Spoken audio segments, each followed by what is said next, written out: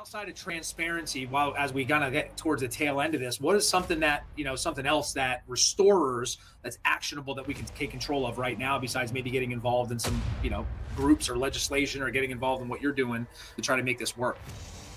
All of the above, and talk to your local contractors, talk to everybody in your market, make sure everybody is paying attention. That's going to be the key here, is to make sure that everyone's watching around them and seeing what's happening. Another big thing that we definitely need to pay attention to is the third party reviews.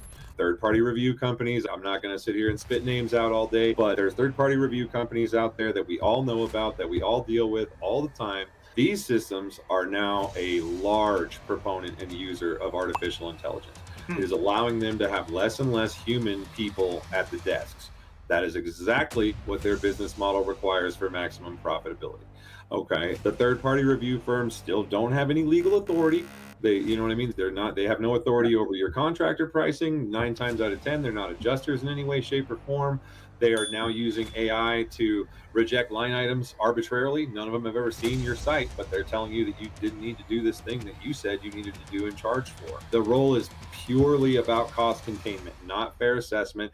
It is 100% based on that. We have to be, as an industry, cognizant of the fact that if we let the AI third party systems beat us, then we are justifying their existence to the Yep. carriers. That's Yep. going to be a big, big, big thing.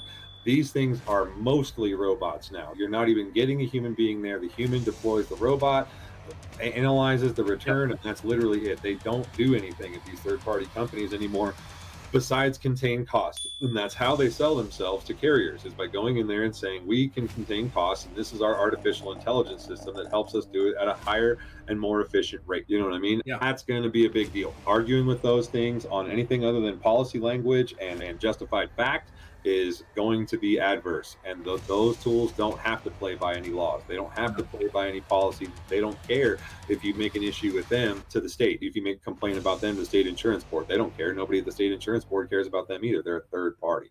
Right. So those get dicey. That's going to be another big thing that we're going to see for sure.